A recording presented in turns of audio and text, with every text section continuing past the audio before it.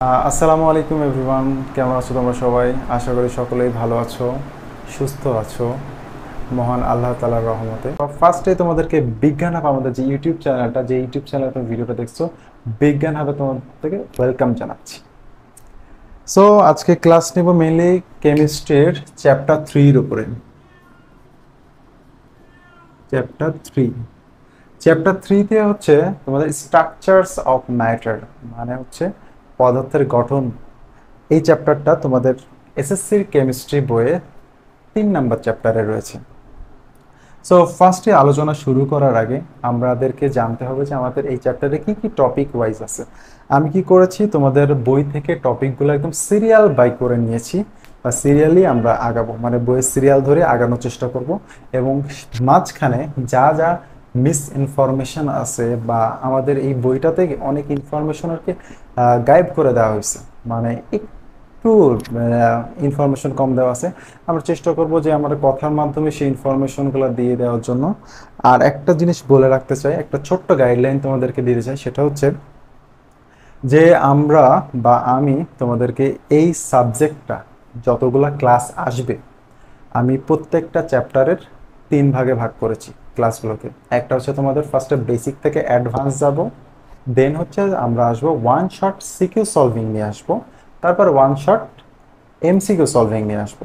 So এই 3 ধাপের ক্লাসগুলো যদি তুমি কোনো চ্যাপ্টারে করে ফেলো, তাহলে আশা করা যায় এই চ্যাপ্টারে তুমি 95 থেকে 99% নাম্বার ক্যারি করতে পারবা। শুধুমাত্র শুধুমাত্র এই টেস্ট পরীক্ষা বা এই পরীক্ষাতে না, আমি ডিরেক্ট এসএসসির কথা বলতেছি। আমি এসএসসিকে মাথায় রেখে কিন্তু এই চ্যাপ্টারগুলো এইভাবে শেষ করবো। সো যদি তোমাদের বুঝতে কোনো সমস্যা হয়ে থাকে, তোমরা অবশ্যই কিন্তু কমেন্ট সেকশনে আমাকে জানাবে। কারণ তোমরা যদি কমেন্ট সেকশনে তোমাদের কোন কোন জিনিসগুলো বা কোন কোন টপিকগুলো বুঝতে সমস্যা হচ্ছে জানাও, তাহলে আশা করা যায় যে এইগুলো পরবর্তী বা সলভিং ক্লাসে আমি যখন আসব, তখন এগুলো সলভ করে দেওয়ার চেষ্টা করব। সো আশা করি তোমরা আমার সাথে পুরো ক্লাসে থাকবে। এই জার্নিটা আমরা শুরু করতে যাচ্ছি এখনই। সো প্রথমে আমি চ্যাপ্টার 3 এখানে লিখে নিয়েছি। প্রথমে আমাদের কোন টপিক আসতেছে, আমি ফার্স্টে এই যে আমাদের প্রথম টপিকটা হচ্ছে মৌলিক পদার্থ, দ্বিতীয় টপিক হচ্ছে যৌগিক পদার্থ। আসলে মৌলিক পদার্থটা কি জিনিস? মৌলিক মৌলিক কথাটার মানে হচ্ছে তোমার পিওর জিনিসটাকে বোঝায়, মানে কোনো একটি পদার্থের মধ্যে ওই পদার্থ ব্যতীত আর অন্য কোনো পদার্থই আমরা ওখানে পাবো না। ইটস লাইক, মৌলিক পদার্থ যদি দেখি, মৌলিক পদার্থ মানে তোমাদের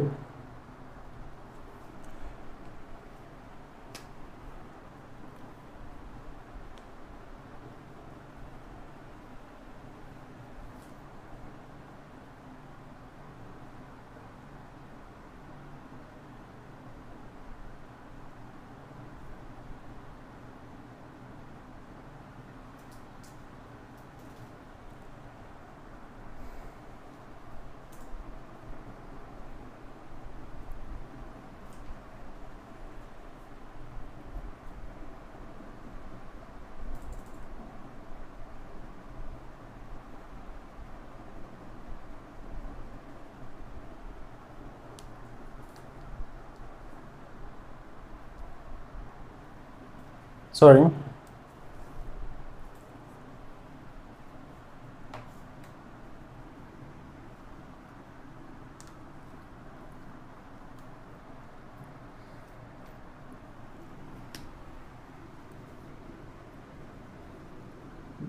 তোমরা আমার সাথে এটা লিখে নিতে পারো, যে পদার্থকে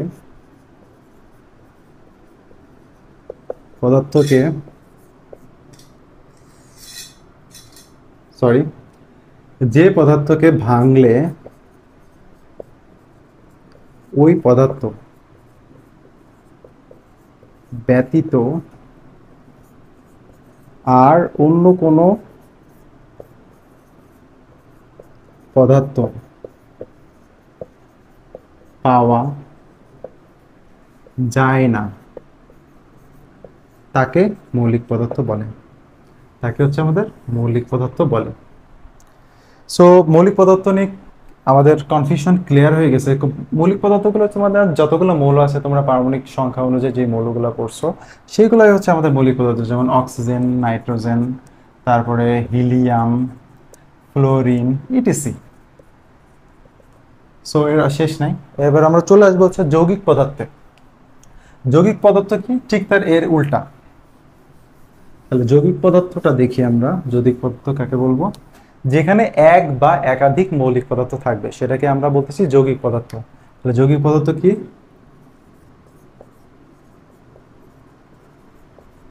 পদার্থ হচ্ছে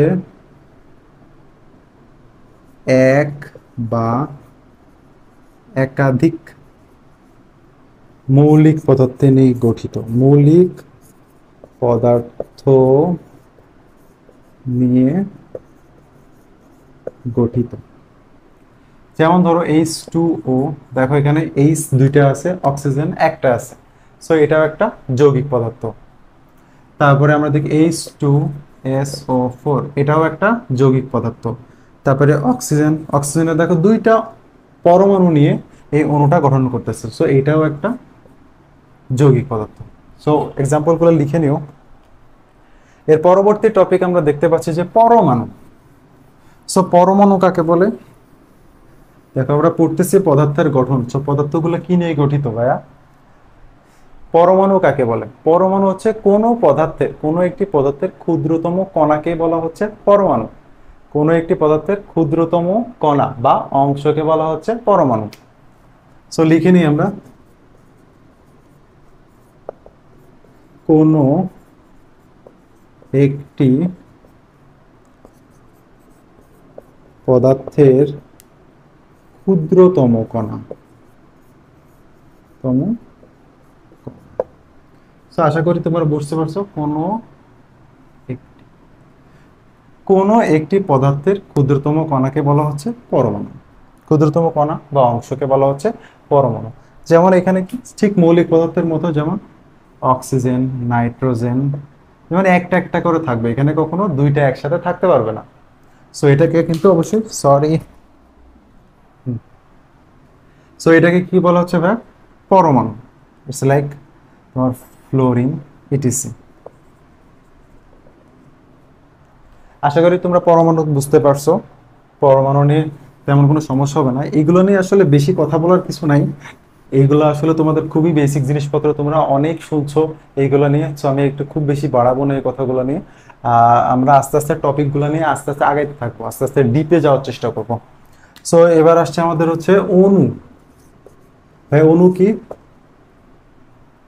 একাধিক, দুই বা ততোধিক পরমাণু নিয়ে গঠিত সেটাকে বলা হচ্ছে অণু। এখানে দুই বা ততোধিক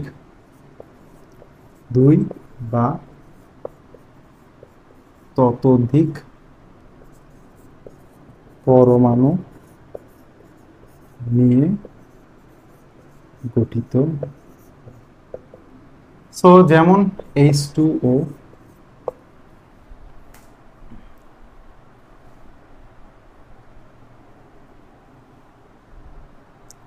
দুই বা ততোধিক পরমাণু কিসে গঠিত হয় ভাইয়া? দুই বা ততোধিক পরমাণু নিয়ে গঠিত।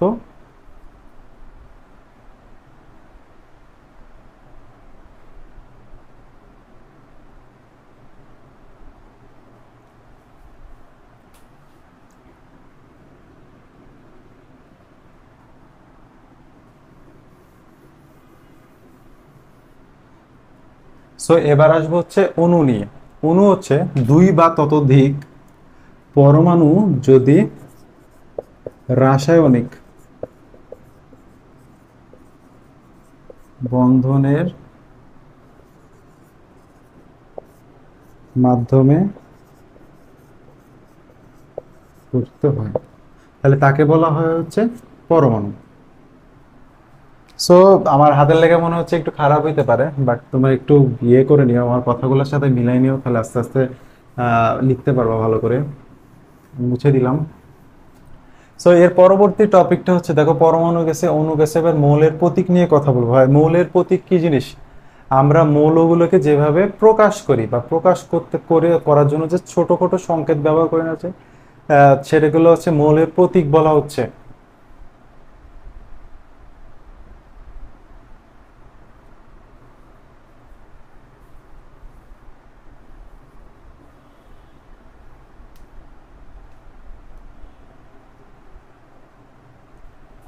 আমরা প্রত্যেক মৌলকে সংক্ষেপে প্রকাশ করার জন্য যেটা আসলে ব্যবহার করে থাকি, এটাই হচ্ছে আমাদের মৌলের প্রতীক।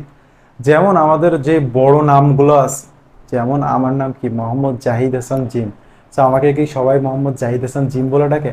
আমাকে একটু সংক্ষেপে নামে ডাকার জন্য বলে নিক নেম বলে না, যেমন হচ্ছে আমাকে সবাই জিম বলে ডাকে, তোমার জিম ভাইয়া বলে ডাকতে পারো। সো এইটাও ঠিক সেম, যে আমরা ধরো এত বড় একটা মৌল থাকে, ধরো এখানে সালফার আছে, সালফার। সো আমরা কি পুরো সালফারকে লেখার সময় সব সময় তো এরকম লিখি না, আমরা শুধু লেখার সময় লিখি কি ভাইয়া, এস। সো এটা একটা হচ্ছে মৌলের প্রতীক।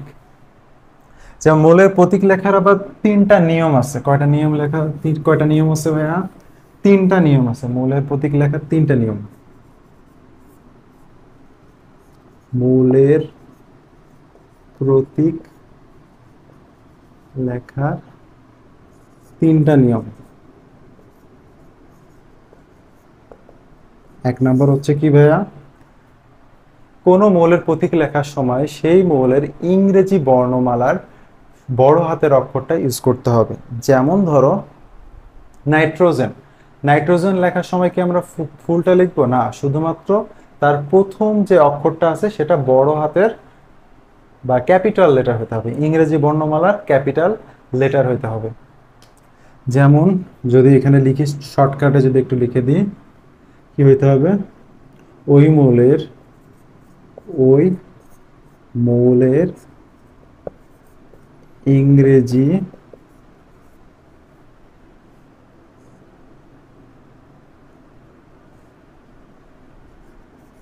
নামের প্রথম অক্ষর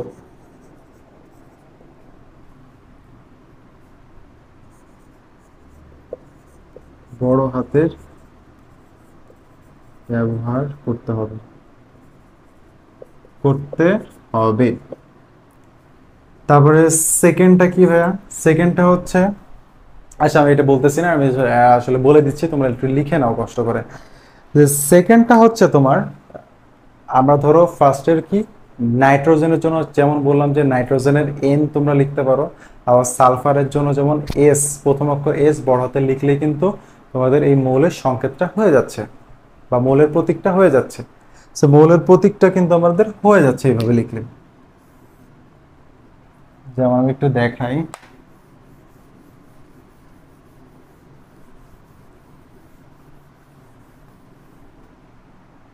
একটু দেখানোর চেষ্টা করে দেখো।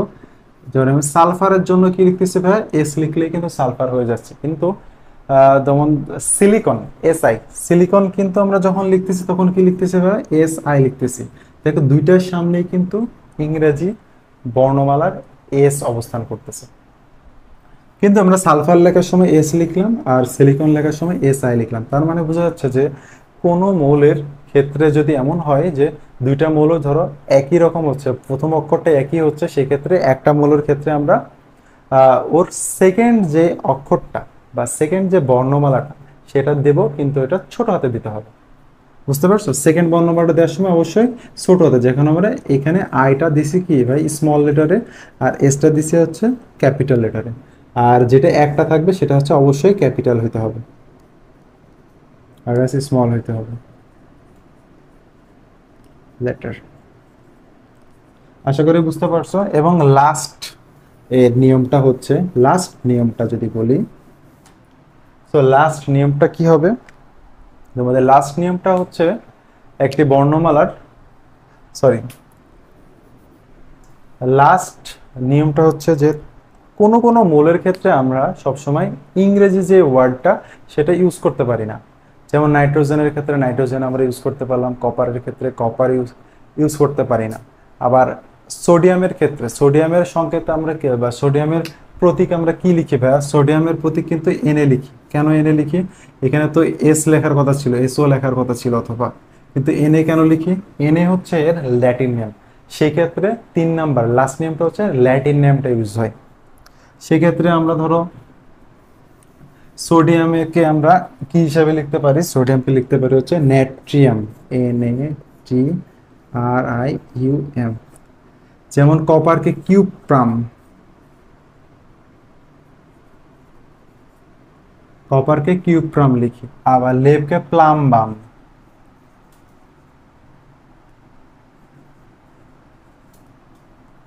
আরো যে কয়টা তোমাদের ল্যাটিন নেমগুলো আছে সেগুলো কিন্তু তোমরা অবশ্যই বই দেখে মুখস্থ করে রাখবা, কারণ এখান থেকে কিন্তু একটা এমসিকিউ শিওরই আসেই, প্রতিবারই আসে, কোনো না কোনো বার, কোনো না কোনো পরীক্ষা তুমি অবশ্যই পাবা। সো এগুলো অবশ্যই মনে রাখতে হবে ভাইয়া।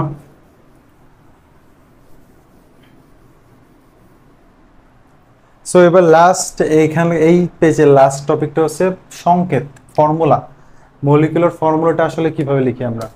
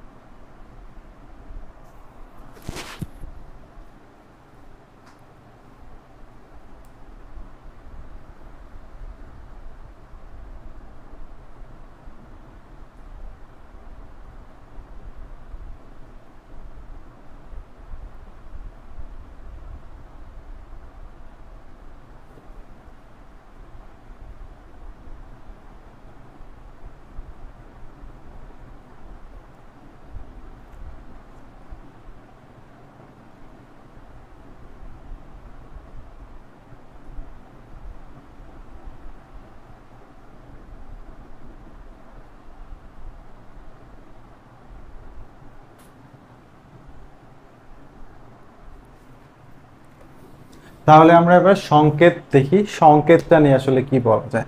সংকেত, সংকেতটা হচ্ছে তোমার কোনো একটি মৌলের বা ধরো একটি হাইড্রোজেন পরমাণুর ক্ষেত্রে যদি আমি এক অণু হাইড্রোজেন পরমাণু বলি, সেটাকে আমরা কিভাবে প্রকাশ করব? এক অণু হাইড্রোজেন বলতে বোঝানো হয়েছে তোমার H2। সো এখানে যার অর্থটা কি ভাইয়া, এখানে হাইড্রোজেনের দুইটা পরমাণু রয়েছে, হাইড্রোজেনের দুইটা পরমাণু রয়েছে, হাইড্রোজেন এর দুইটা পরমাণু আছে।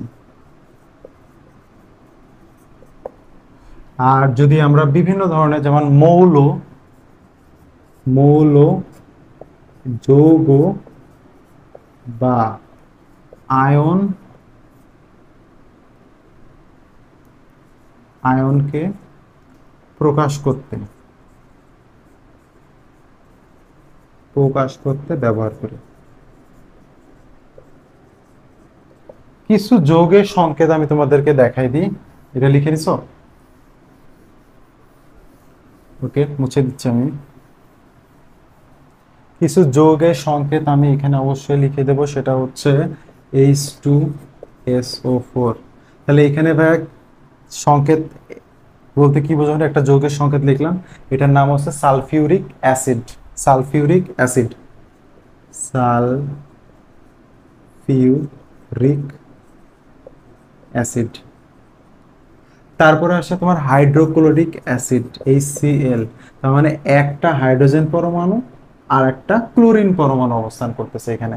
সো এর সংকেত আমরা কি লিখবো, বা সরি, এর সংকেতটা হচ্ছে HCl আর এর নাম হচ্ছে হাইড্রোক্লোরিক অ্যাসিড।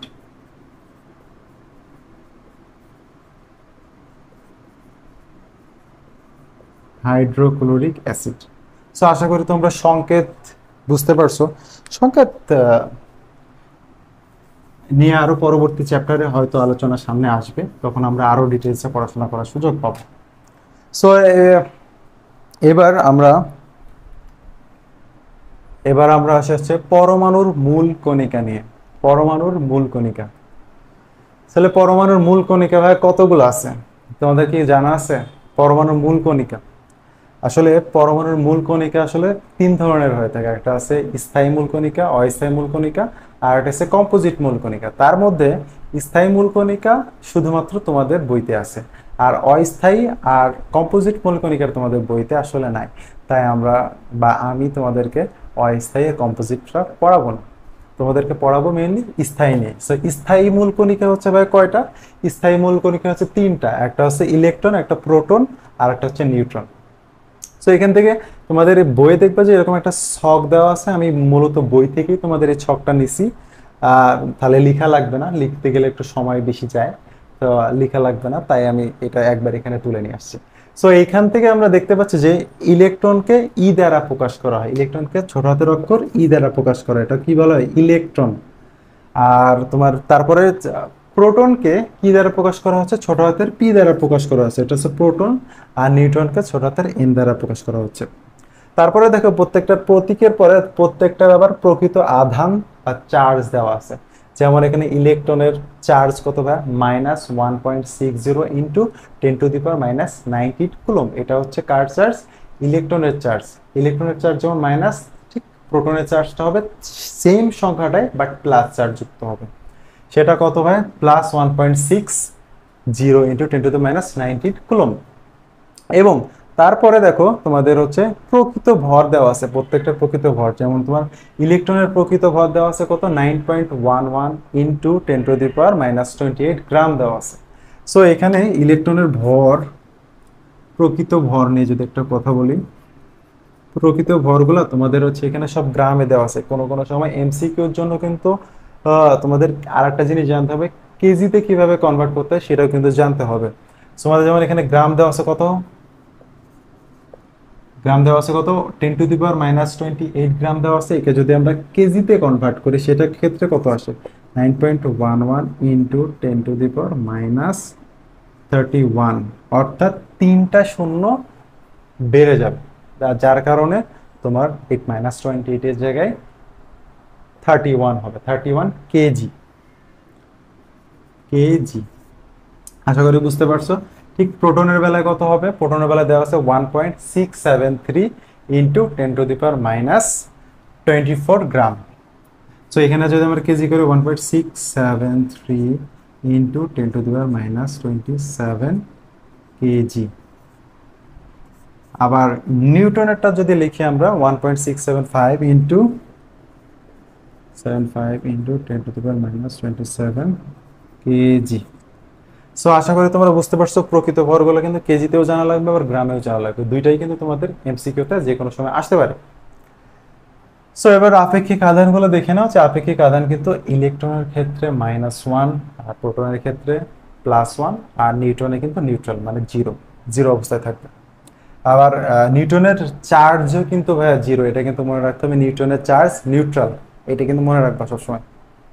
তারপরে আপেক্ষিক ভরগুলো দেখো, আপেক্ষিক ভর আবার তোমার ইলেকট্রনের ক্ষেত্রে জিরো। আপেক্ষিক ভর কি? ইলেকট্রনের ক্ষেত্রে জিরো, আর হচ্ছে প্রোটনের ক্ষেত্রে 1, আর নিউট্রনের ক্ষেত্রে 1। সো ইলেকট্রনের ভরের ক্ষেত্রে, ইলেকট্রনের আপেক্ষিক ভরের ক্ষেত্রে একটা কথা আছে, সেগুলো তোমার জানা লাগবে। সেটা হচ্ছে ইলেকট্রনের ভরটা তোমার প্রোটন আর নিউট্রনের তুলনায় প্রায় 1840 গুণ ছোট, এটা জানা রাখবেন। ইলেকট্রনের ভর প্রোটন ও নিউট্রন এর তুলনায় প্রায় 1840 গুণ ছোট, 1840 গুণ ছোট। সো এই জিনিসটা মাথায় রাখবে, 1840 গুণ ছোট। সো এইটা তোমাদের এমসিকিউ কোশ্চেন আসতে পারে। কোনো কোনো জায়গায় 1837ও দেওয়া থাকে, কোনো কোনো জায়গায় 1840। সো তোমরা একটা রাউন্ড ফিগার হিসাব করে নিবা, কখনো 37 আর 40 একই সাথে অপশনে আসবে না, আসলে হয় 40 না হয় 37। আশা করি বুঝতে পারছো।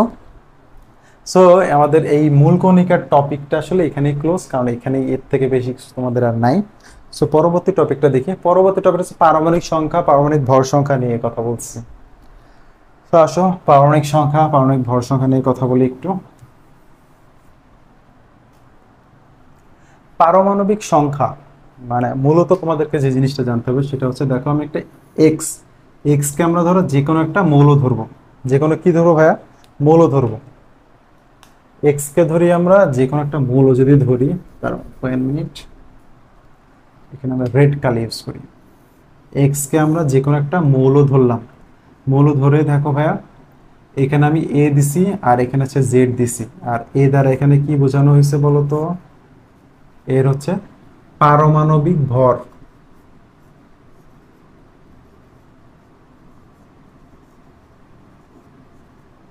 আর একটা জিনিস বলা হয়, আর একটা জিনিস কি বলা হয়, নিউক্লিয়ন সংখ্যা।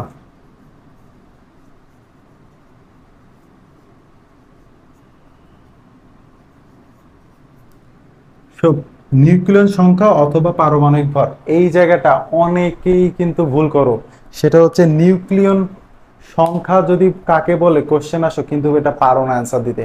ভাইয়া প্লিজ এই জিনিসটা ভুল করো না ভাইয়া, একটু মনোযোগ দিয়ে দেখো যে এখানে কি লিখছি আমি। এখানে প্রথমে লিখছি নিউক্লিয়ন সংখ্যা অথবা পারমাণবিক ভর। তুমি যেটাই আসে না কেন তোমাকে এখানে পারমাণবিক ভর বুঝতে হবে। নিউক্লিয়ন সংখ্যা আর পারমাণবিক ভর দুইটাই কিন্তু ভাইয়া সেম জিনিস। তো যদি কখনো আসে যে নিউক্লিয়ন সংখ্যা কাকে বলে, পারমাণবিক ভর কাকে বলে, সেটা দিয়ে দিলেই কিন্তু হয়ে যাবে। আর এটাকে প্রকাশ করতেছি কি দিয়ে আমরা, বলো তো ভাইয়া, এ দিয়ে প্রকাশ করতেছি। মাথায় রেখো, পারমাণবিক ভরকে এ দিয়ে প্রকাশ করতেছি, আর পারমাণবিক সংখ্যাকে কি দিয়ে প্রকাশ করতেছি, জেড দিয়ে প্রকাশ করতেছি। পারমাণবিক সংখ্যা, পারমাণবিক সংখ্যা অথবা প্রোটন সংখ্যা,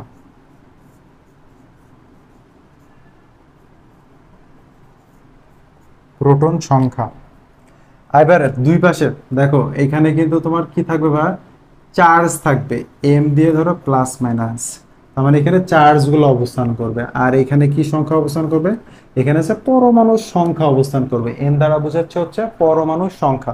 সো একটা এই ছোট্ট জিনিসটা তোমাদের মনে যদি থাকে তাহলে কিন্তু তোমরা চারটা জিনিস একসাথে শিখতেছো ভাই, চারটা জিনিস একসাথে শিখতেছো।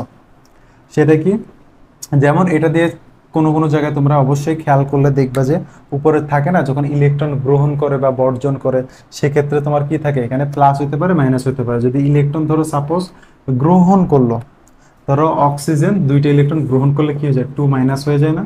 সো এটা কি চার্জিত হলো না, চার্জটা লিখো কোথায়, এখানে লিখি আমরা। যেমন অক্সিজেন পরমাণুর ক্ষেত্রে আবার কি লিখি দেখো তো ভাই, অক্সিজেন যখন পরমাণু দুইটা দুইটা পরমাণু মিলে যখন একটা অণু গঠন করে তখন দুইটা পরমাণুর সংখ্যাটা কই লিখি, এখানে লিখি। সো এটাকে বলা হচ্ছে মানে পরমাণুর সংখ্যা, মানুর সংখ্যা। আর এটাকে বলা হচ্ছে কি ভাইয়া, চার্জ। এটাকে বলা হচ্ছে চার্জ। সো আশা করি এখান থেকে কোনো সমস্যা হবে না তোমাদের। যে একটু ভালো করে দেখে নাও যে এখানে এ দ্বারা প্রকাশ করতেছি নিউক্লিয়ন সংখ্যা অথবা পারমাণবিক ভরকে, আর এটা জেড দ্বারা প্রকাশ করতেছি পারমাণবিক সংখ্যা আর হচ্ছে প্রোটন সংখ্যাকে। সো এখানে কিন্তু ইলেকট্রন সংখ্যাটাকে আমি কিভাবে প্রকাশ করবো এটা কিন্তু বলি নাই, একটু পরে আমি আসবো কিন্তু এটা। আর এন দ্বারা প্রকাশ করতেছি কি ভাইয়া, যে পরমাণু সংখ্যাকে, যেটা থাকবে কিন্তু এই যে ডান পাশের ঠিক নিচে অবস্থান করবে, ডান পাশের ঠিক নিচে। আর ডান পাশের উপরে চার্জ দেওয়া থাকবে, এটা পজিটিভলি চার্জ নাকি নেগেটিভলি চার্জ, চার্জ দুই রকমেরই হতে পারে। সো আশা করি এটুকে তোমরা সবাই ক্লিয়ারলি বুঝে গেছো। সো আমি একটু এক্সাম্পলে চলে যাব।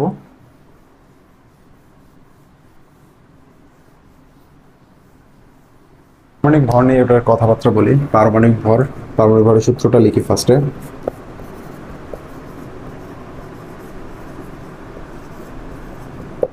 দেখো পারমাণবিক ভর ইজ ইকুয়াল টু কি বলো তো ভাই, প্রোটন সংখ্যা প্লাস নিউট্রন সংখ্যা।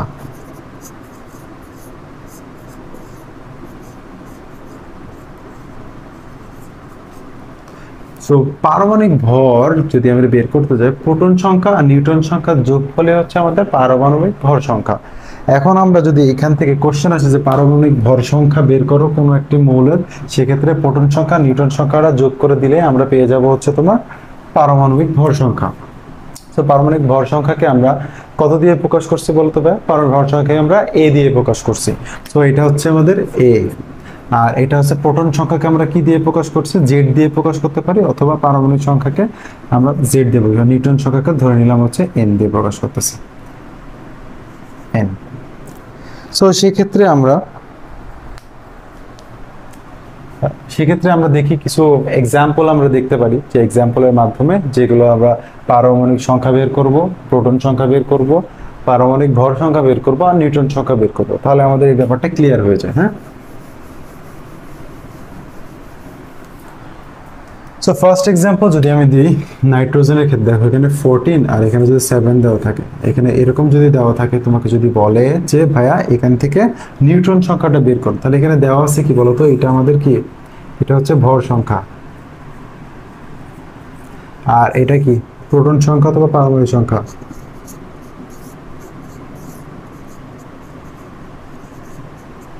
সংখ্যা অথবা পারমাণবিক সংখ্যা। সো এখানে প্রোটন সংখ্যা, পারমাণবিক সংখ্যা দেওয়া আছে, আর এখানে ভর সংখ্যা দেওয়া আছে। এখানে বলবে নিউট্রন সংখ্যা বের করো। তাহলে আমরা কি জানি ভাই বলতো? যদি ধরো ভর সংখ্যা ইজ ইকুয়াল টু প্রোটন সংখ্যা আর নিউট্রন সংখ্যার যোগফল হয়, তাহলে আমরা এখান থেকে কি করতে পারি? নিউট্রন সংখ্যা ইজ ইকুয়াল টু কি লিখতে পারি? নিউট্রন সংখ্যা ইজ ইকুয়াল টু, তাহলে ভর সংখ্যা থেকে কি করতে পারি? আমরা মাইনাস করতে পারি ভর সংখ্যা মাইনাস প্রোটন সংখ্যা। সো ভর সংখ্যা এখানে কত দেওয়া আছে? 14 দেওয়া আছে, মাইনাস প্রোটন সংখ্যা দেওয়া আছে 7, তাহলে হবে 7। সো এটাই হচ্ছে আমাদের নিউট্রন সংখ্যা। সো আশা করি বুঝতে পারছো। কোনো সমস্যা থাকলে বলতে পারো। এর পরবর্তীতে কিন্তু আর সূত্রগুলো লিখবো না আমরা, ঠিক আছে? সূত্রগুলো না লিখে আমরা সলভ করার চেষ্টা করব। যেমন এখানে আছে ধরো সালফারের নিচে আমি এখানে সালফার, সো 32, আর হচ্ছে এখানে ধরো সালফার দেওয়া আছে, আর তোমাকে বলে দেওয়া আছে নিউট্রন সংখ্যা কত ভাইয়া? নিউট্রন সংখ্যা ধরো দেওয়া আছে 16। তাহলে এখান থেকে বলো প্রোটন সংখ্যা বের করো। তাহলে প্রোটন সংখ্যা কিভাবে বের করবা? সাপোজ ধরলাম প্রোটন সংখ্যা পি সংখ্যা ইজ ইকুয়াল টু কত হবে? তাহলে এই 32 থেকে যদি 16 বাদ দাও, মানে যদি তুমি ভর সংখ্যা থেকে নিউট্রন সংখ্যা বাদ দাও, তাহলে তো প্রোটন সংখ্যা পাওয়া যায়। 32 থেকে 16 বাদ দিলাম, কত পেলে? 16। এটা হচ্ছে আমাদের প্রোটন সংখ্যা বা পারমাণবিক সংখ্যা। আশা করি বুঝতে পারছো। আশা করি এতে নিয়ে কোনো সমস্যা হবে না। আমরা এই রিলেটেড দুইটা এমসিকিউ সলভ করে নিই, তাহলে বিষয়টা আমাদের জন্য আরো ক্লিয়ার হয়ে যাবে, ঠিক আছে?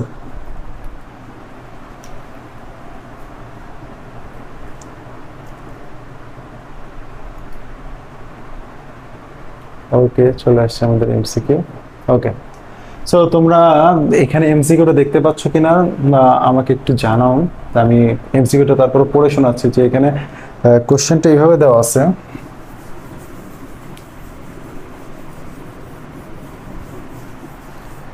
যে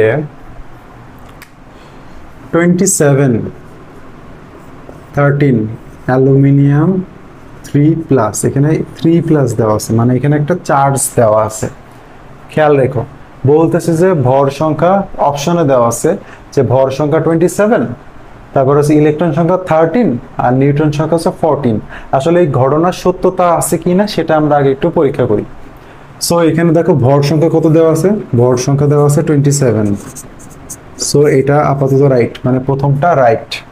তারপর ইলেকট্রন সংখ্যা 13 আছে, ইলেকট্রন সংখ্যা 13 কি দেওয়া আছে? এখানে দেখো প্রোটন সংখ্যা দেওয়া আছে 13, কিন্তু ইলেকট্রন সংখ্যা 13 হবে কি না সেটা কিন্তু তোমাকে এখানে দেখতে হবে। এখানে কিন্তু খেলাটা আছে ভাই, বুঝে নিতে হবে। যেখানে দেখো প্রোটন সংখ্যা দেওয়া আছে, এটা কিন্তু আমাদের প্রোটন সংখ্যা, এটা কিন্তু ইলেকট্রন সংখ্যা না, কারণ এখানে চার্জ দেওয়া আছে। সো চার্জ যদি 3+ থাকে, তার মানে ইলেকট্রন 3টা দান করে দিছে, মানে ওখান থেকে ইলেকট্রন 3টা চলে গেছে। সো 3টা চলে গেছে মানে কি ভাই? 13 থেকে 3 বাদ দিতে হবে। 13 - 3 কত হবে? 10টা। তার মানে ইলেকট্রন সংখ্যা আছে কয়টা ভাই? এখানে 10টা ইলেকট্রন সংখ্যা আছে, 10টা। সো এখানে কি তাহলে সেকেন্ড নাম্বার অপশনটা আছে ইলেকট্রন সংখ্যা 13 বলছে, এটা কি ঠিক আছে? না ভাই, এটা ঠিক না। তার মানে এটা সেকেন্ড নাম্বার অপশন। ধরো 1 number option correct, 2 number option বা ক্রস। এবার 3 নাম্বার অপশনটাকে দেখি কি আছে ভাই, কারেক্ট আছে নাকি। যে নিউট্রন সংখ্যা 14 কিনা, বা 27 থেকে 13 বাদ দাও, 27 মাইনাস 13 ইজিক্যাল টু অবশ্যই 14। তার মানে এই 3 নাম্বার অপশনটাও কারেক্ট। সো অ্যান্সার হবে 1 আর 3, 1 ও 3 অ্যান্সার। সো বুঝতে পারছো এই প্রথমটা? সো বুঝতে পারলে অবশ্যই জানাও, কমেন্টে জানাও যে আমরা বুঝতে পারছি। তো আমরা পরেরটা চলে যাই। হ্যাঁ, এটা মুছে ফেলি।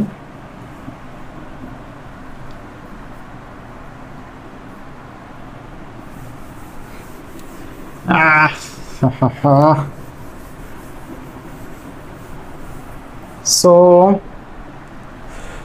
তোমরা জানাও যে আসলে আমার বোঝানোতে কোনো সমস্যা আছে কিনা, বা তোমরা বুঝতে পারতেছো কিনা। কারণ তোমরা যদি না বুঝতে পারো আসলে আমার ভিডিও করার কিন্তু পুরোপুরি মানে হয় না।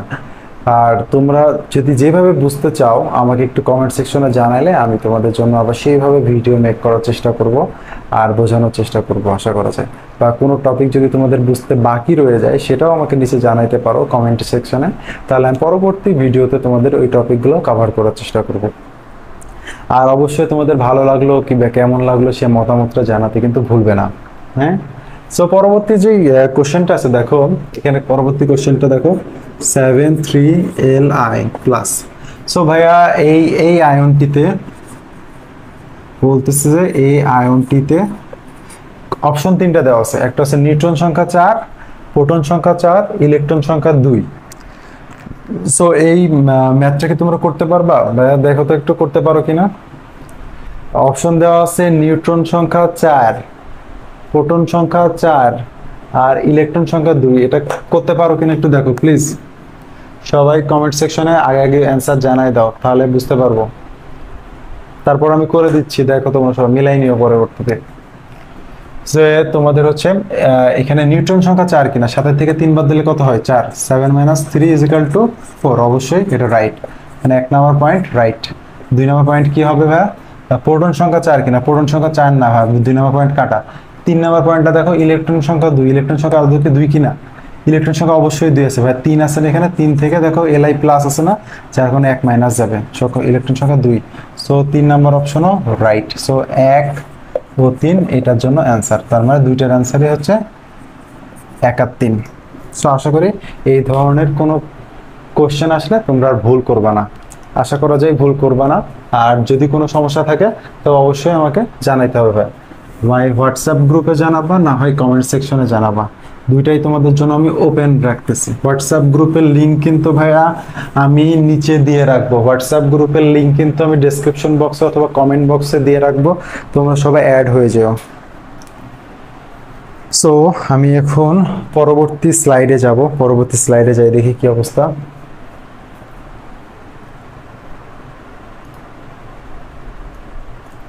হ্যাঁ ভাইয়া, পরবর্তী স্লাইডে আছে আমাদের রাদারফোর্ড পরমাণু মডেল। রাদারফোর্ড পরমাণু মডেল, এবার আমাদের পরমাণু মডেল কিন্তু শুরু হয়ে গেল। সো রাদারফোর্ড পরমাণু মডেল আসলে মানে মডেল বলতে আসলে কি বুঝি? মডেল বলতে আমরা বুঝি যে একটি কোনো প্রস্তাবনা, বা ও একটি মডেল তৈরি করছে, বা পরমাণুর কি কি গঠন স্ট্রাকচার সে দেখছে সেই নিয়ে একটা মনে করো যে প্রস্তাবনা তৈরি করছে, সেটা পেশ করছে। সেই মডেলটি আমরা এখন কিন্তু পড়বো। সো রাদারফোর্ড পরমাণু মডেলে প্রথমে আমরা আসি কেন্দ্র। কেন্দ্র বলতে কি বোঝানো হচ্ছে? এর কেন্দ্রে কি থাকে? একটা যদি রাদারফোর্ডের পরমাণু মডেলটা একটু যদি আঁকার চেষ্টা করি, দেখো আমরা দেখতে পারি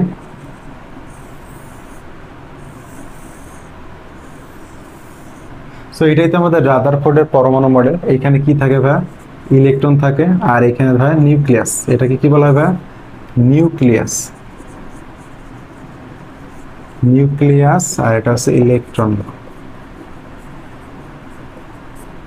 ইলেকট্রন আর নিউক্লিয়াসের মধ্যে কি থাকে ভাই?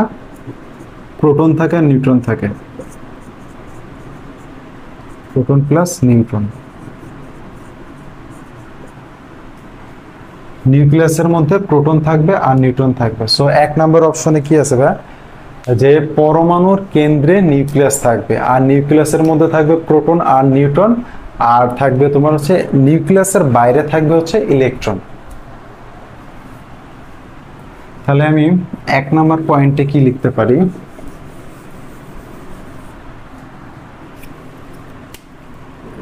এক নম্বর পয়েন্টে লিখতে পারি কেন্দ্রে নিউক্লিয়াস থাকবে আর কেন্দ্রের বাইরে থাকবে ইলেকট্রন।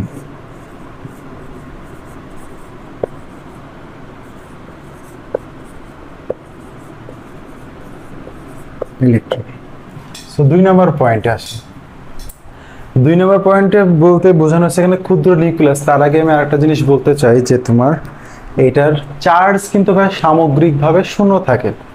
পরমাণুর চার্জ সামগ্রিকভাবে শূন্য থাকে। পরমাণুর চার্জ ভাবে শূন্য থাকে।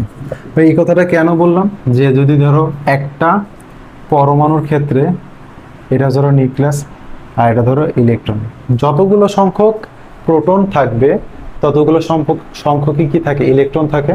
আর ইলেকট্রনের চার্জ আমরা জানি হচ্ছে নেগেটিভ, আর প্রোটনের চার্জ জানি হচ্ছে আমরা পজিটিভ।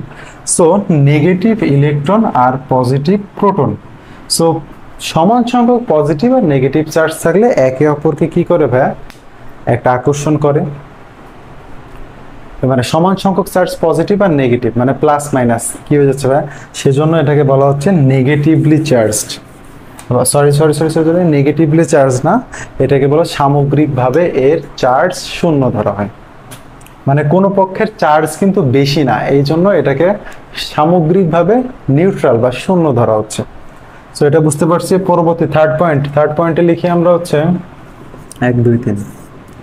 থার্ড পয়েন্টে লিখেছে ক্ষুদ্র নিউক্লিয়াস, মানে একটা পরমাণুতে নিউক্লিয়াসের আকার থাকে খুবই ক্ষুদ্র এবং পরমাণুর বেশিরভাগ স্থানই থাকবে হচ্ছে তোমার ফাঁকা। তাহলে পরমাণুর কেন্দ্রে নিউক্লিয়াস থাকবে অতি ক্ষুদ্র। নিউক্লিয়াস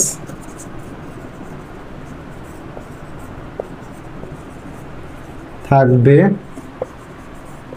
অতি ক্ষুদ্র, নিউক্লিয়াস থাকবে অতি ক্ষুদ্র এবং পরমাণুর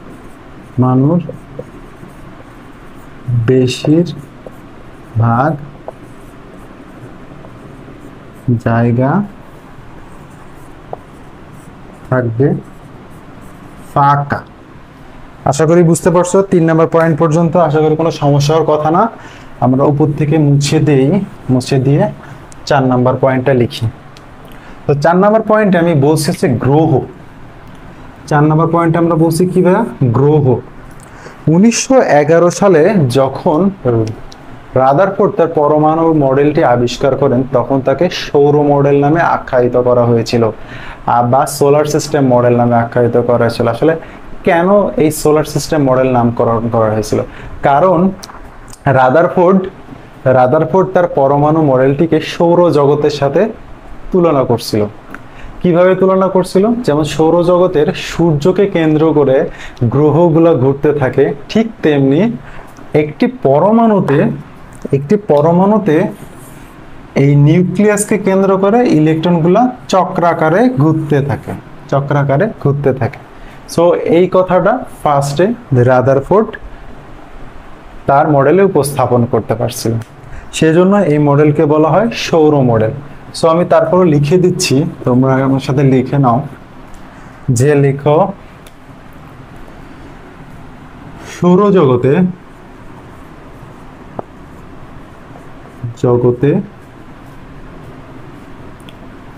সূর্যকে কেন্দ্র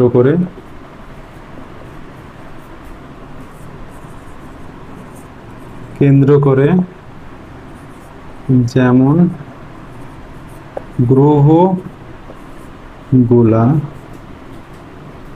গ্রহগুলো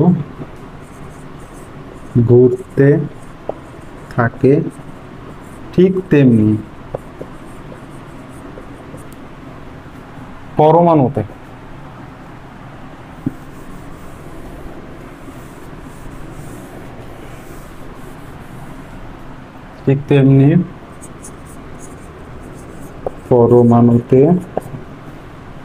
নিউক্লিয়াসকে কেন্দ্র করে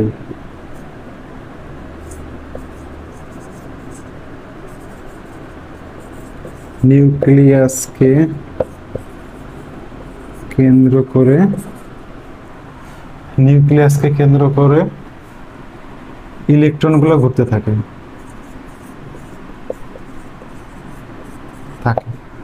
ওকে, আমাদের এই পয়েন্টটি আসলে শেষ হয়ে গেছে। সো আশা করি তোমরা বুঝতে পারছো এই পয়েন্টটাও। এই সামগ্রিক লিখছিলাম পরে, সামগ্রিকটা বোঝানো হয়ে গেছে অলরেডি, ঠিক আছে। এবার লাস্ট পয়েন্ট 5 নম্বর পয়েন্ট লিখে ফেলি। সো 5 নম্বর পয়েন্ট লিখে ফেলি। 5 নম্বর পয়েন্ট হচ্ছে তোমার কেন্দ্রমুখী লিখছি আমি, কেন্দ্রমুখী বা স্থির বৈদ্যুতিক আকর্ষণ। সো তার আগে তোমাদেরকে আমি একটু চিত্রর মাধ্যমে একটু বোঝানোর চেষ্টা করি কেন্দ্রমুখী বল দ্বারা আসলে কি বোঝানো হয়েছে। যেমন ধরো এইটা একটা কেন্দ্র, কেন্দ্র করে ইলেকট্রনগুলো এরকম ঘুরতে থাকে কিনা ভাইয়া বলো তো। এই জিনিসটা একটু ভালো করে খেয়াল করো, এই জিনিসটা অনেকের মাথাতেই কিন্তু ঢুকতে চায় না।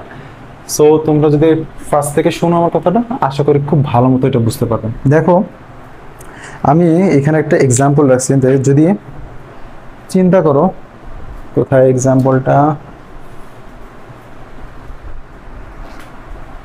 ও হ্যাঁ পাইছি, এই যে চাবি, দেখো এই চাবির একটা রিং পাইছি না, এই চাবির রিংকে যদি ধরে এরকম ভাবে ঘোরাইতে থাকি আমি, দেখো এই যে এটাকে কেন্দ্র করে ঘুরতেছে কিনা, দেখো আমার নোকে কেন্দ্র করে ঘুরতেছে, হ্যাঁ ঘুরতেছে। বাই এনি চান্স যদি এটা যদি ছাড় পেয়ে যায় তাহলে ছুটকায় যাবে না বা সিটকায় দূরে চলে যাবে। সো ঠিক এই এক্সাম্পলটা খেয়াল করো যে ইলেকট্রন, আমাদের ইলেকট্রনটা এখানে আছে, ইলেকট্রনটা কিন্তু এই যে একে কেন্দ্র করে ঘুরতে থাকে না, কারণ ইলেকট্রনটা মাইনাস চার্জ যুক্ত, এটা হচ্ছে পজিটিভলি চার্জ। সো মাইনাস মানে বিপরীতধর্মী চার্জ পরস্পরকে আকর্ষণ করে, বিপরীতধর্মী চার্জ পরস্পরকে আকর্ষণ করে, এটা মনে রাখতে হবে। সো এইখান থেকে এটার একটা আকর্ষণ বল বিদ্যমান। আবার যখন এটা ঘুরতে থাকে, হ্যাঁ ঘুরতে থাকে, তোর বাইরের দিকেও একটা আকর্ষণ বল বিদ্যমান। যখন ঘুরতে থাকতেছে তখন কি বাইরের দিকে একটা আকর্ষণ বল বিদ্যমান থাকে, এইটাকে বলা হয় সেন্ট্রিফিউগাল ফোর্স। এটাকে কি বলা হয় ভাইয়া? সেন্ট্রিফিউগাল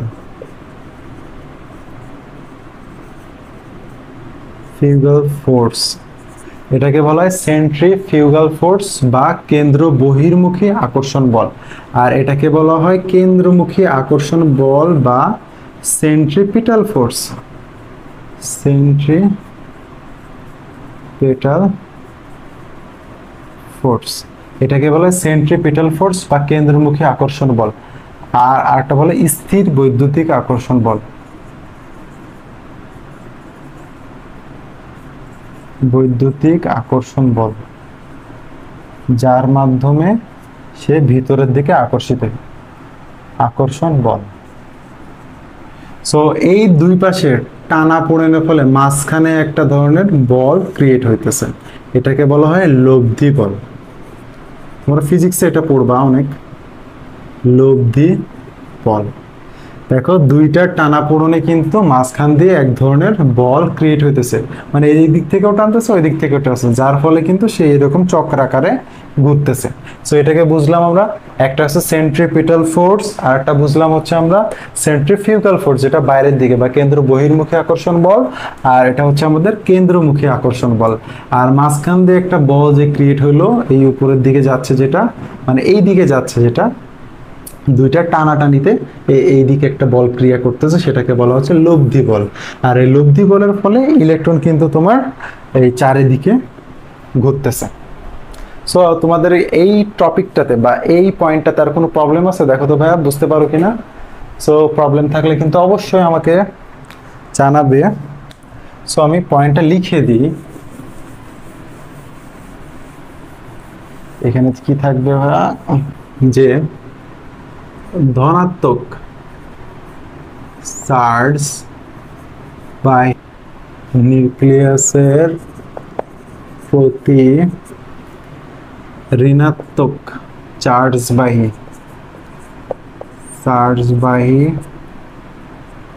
ইলেকট্রনের এক ধরনের আকর্ষণ বল বিদ্যমান, এটাকে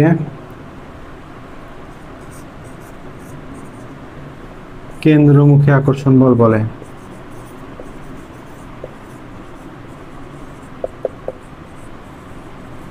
বল বলে।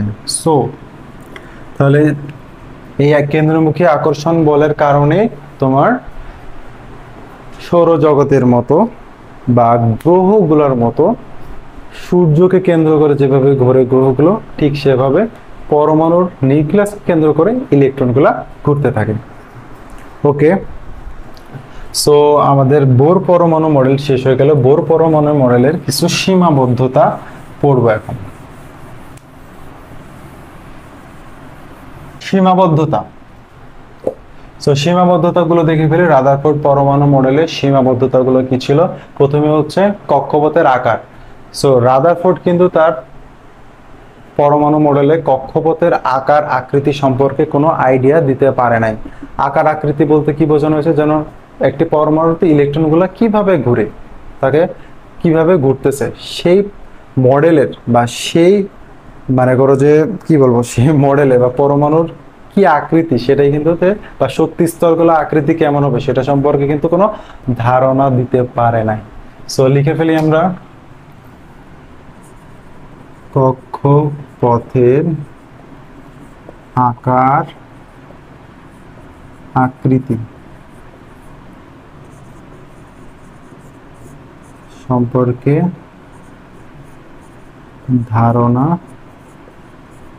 দিতে পারে নাই।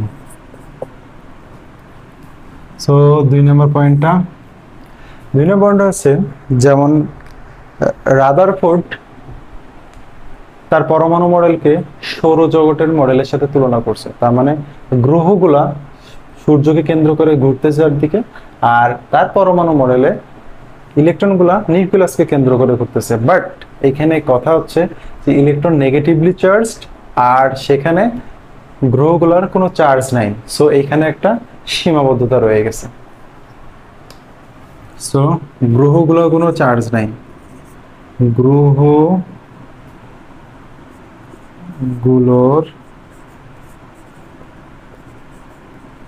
চার্জ নাই, অর্থাৎ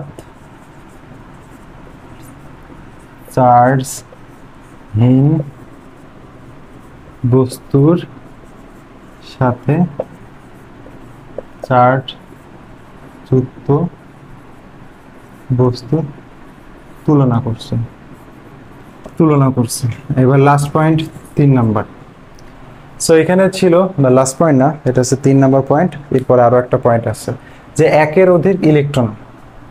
দেখো ভাইয়া, যদি রাদারফোর্ড পরমাণু মডেলে একের অধিক ইলেকট্রন হয় সেক্ষেত্রে কিন্তু তার কোনো ব্যাখ্যা সে দিতে পারে না। একের অধিক ইলেকট্রন হলে তার মডেল সম্পর্কে কোনো ব্যাখ্যা কিন্তু দিতে পারে না।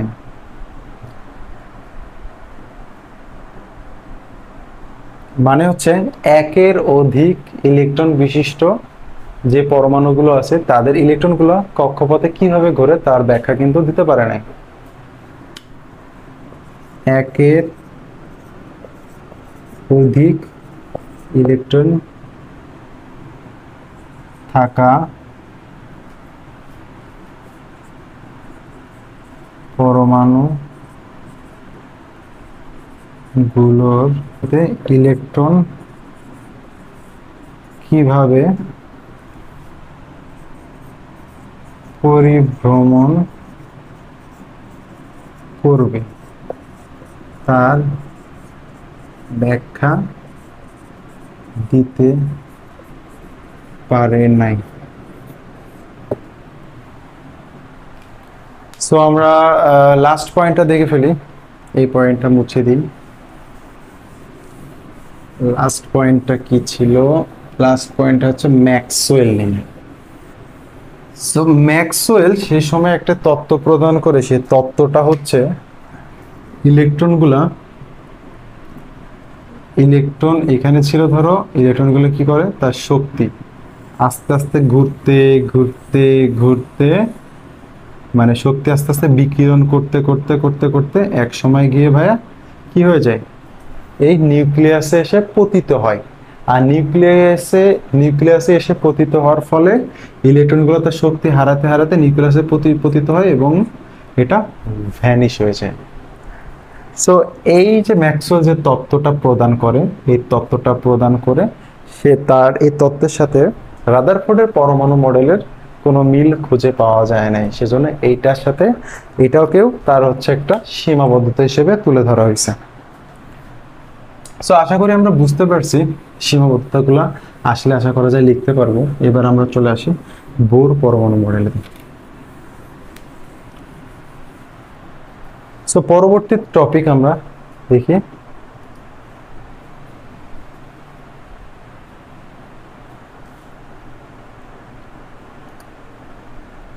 ওকে বোর পরমাণু মডেল। সো 1911 সালে রাদারফোর্ড পরমাণু মডেলটি দেওয়ার পর বোর পরমাণু মডেল বা বিজ্ঞানী বোর সেটাকে সংশোধন করে একটি পরমাণু মডেল আবিষ্কার করেন, আর সেই পরমাণু মডেলটি বোর পরমাণু মডেল নামে পরিচিত। সেটা দেয় 1913 সালে। সো এটা কত সালে দেয়? 1913 সালে বোর পরমাণু মডেল দেওয়া হয়, প্রণয়ন করা হয় 1913 সালে। সো প্রথমে হচ্ছে এর স্থির কক্ষপথ। বিজ্ঞানী বোর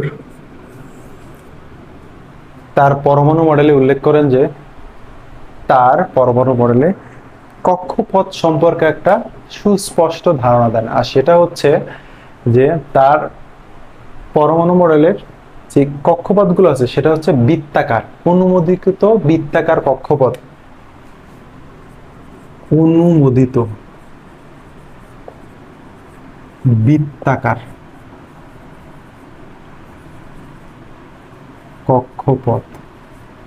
আর এই বৃত্তাকার কক্ষপথগুলোকে বলা হয় প্রধান শক্তি স্তর। বৃত্তাকার কক্ষপথগুলো হলো প্রধান শক্তি স্তর, প্রধান শক্তি স্তর, শেল বা অরবিট, অরবিট বা প্রধান শক্তি স্তর, শেল বা অরবিট নামকরণ করা হয়ে থাকে। সো স্থির কক্ষপথগুলো, কক্ষপথ n = যখন 1 হয় তখন এখানে হবে হচ্ছে শক্তি স্তর কে হবে? প্রধান শক্তি স্তর, কে প্রধান শক্তি স্তর।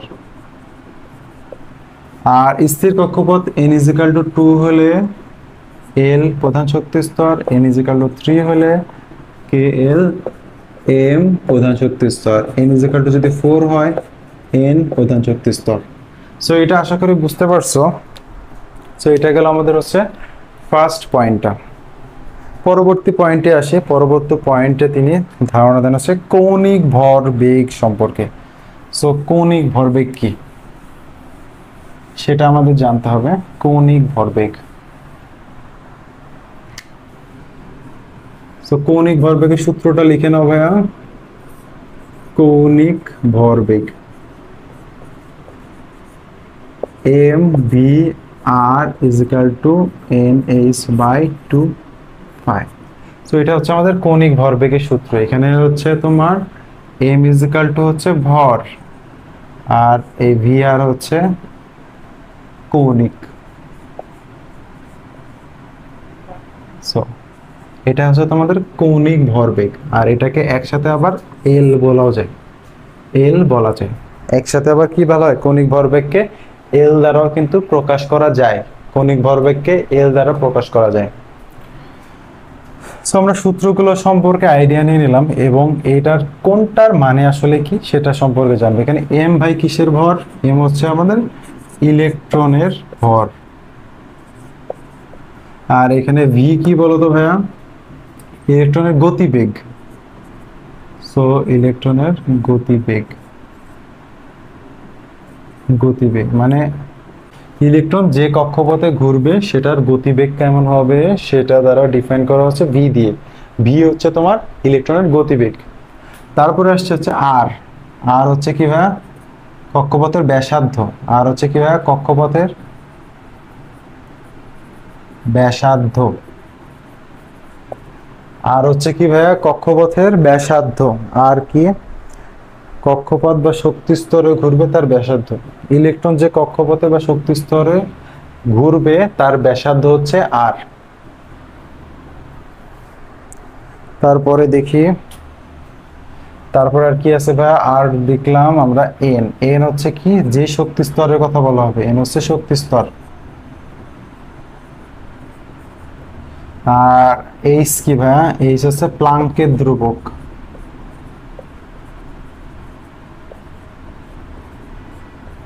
ধ্রুবক এর ভ্যালু আমরা একটু পরে লিখতেছি ভ্যালুগুলো, জাস্ট এইগুলো সম্পর্কে আইডিয়া নিয়ে নাও। আর টু পাই মানে তো জানি, সরি কৌণিক। সো আশা করি বুঝতে পারছো এই সূত্রটার মানে বুঝতে পারছো। আর সূত্র নিয়ে যদি কোনো প্রবলেম থাকলে আবার আমাকে জানাইতে পারো। সো আমরা এই সূত্র দিয়ে কিন্তু ম্যাথ করব, অবশ্যই এই সূত্র দিয়ে আমরা ম্যাথ করব। সো দেখি,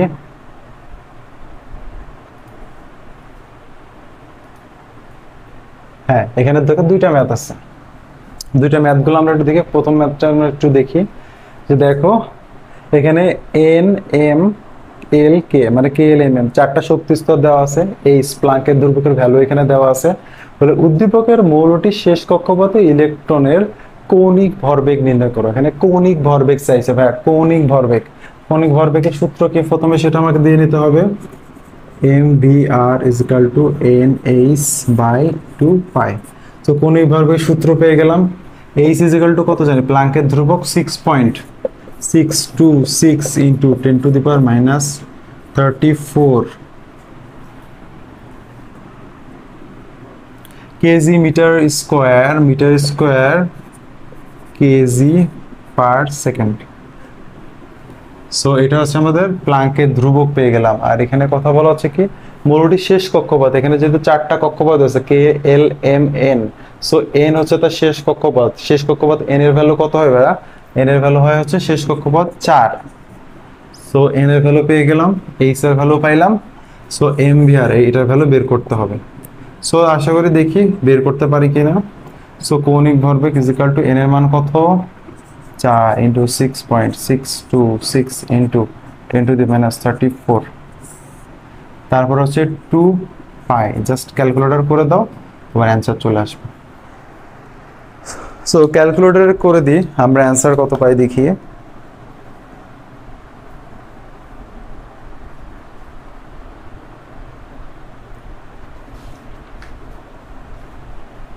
সো ক্যালকুলেটর করে অ্যান্সার কত পাই তোমরা আমাকে জানাও কমেন্ট সেকশনে। জাস্ট আমার কাছে এখন বর্তমানে ক্যালকুলেটর আসলে নাই, ক্যালকুলেটর করতে গেলে আবার সময় লাগবে একটু বেশি। বাট তোমরা আমাকে অ্যান্সারটা জানাও, না পারলে আমি পরবর্তীতে তোমাদেরকে সলভ দিয়ে দেবো ইনশাআল্লাহ। নেক্সট দিন থেকে আমি সব ম্যাথে ক্যালকুলেটর রাখার চেষ্টা করব, যে একটা ক্যালকুলেটর রাখলে ভালো হয়। তো অবশ্য তোমরা ক্যালকুলেটর দিয়ে জাস্ট করলেই কিন্তু ম্যাথের অ্যান্সারটা চলে আসবে। তোমরা আমাকে কমেন্ট সেকশনে অ্যান্সারটা জানাও, আমি তোমাদের কমেন্টের অ্যান্সারটা দিয়ে দেব। হ্যাঁ ওকে, তাহলে পরবর্তী যে কোশ্চেনটা আছে সেটা দেখি, যে এম শেলে কত বেগে ঘুরবে।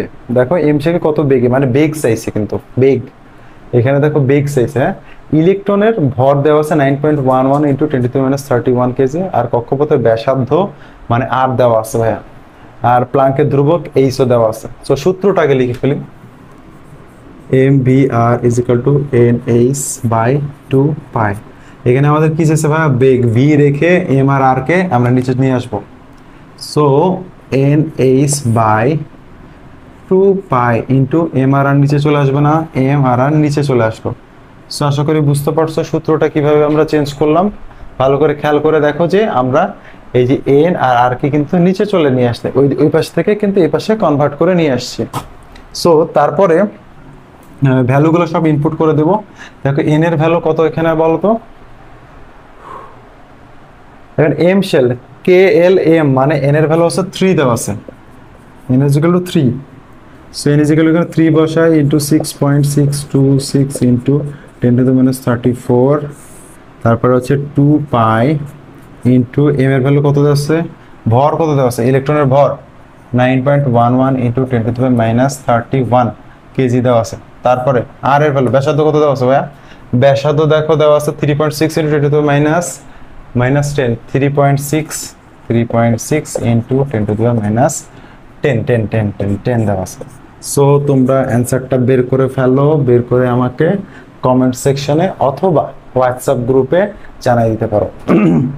হোয়াটসঅ্যাপ গ্রুপে জানাই দিতে পারো, যদি কোনো প্রবলেম থাকে আমাকে জানাই দিতে পারো। ক্যালকুলেটর করো মনোযোগ দিয়ে।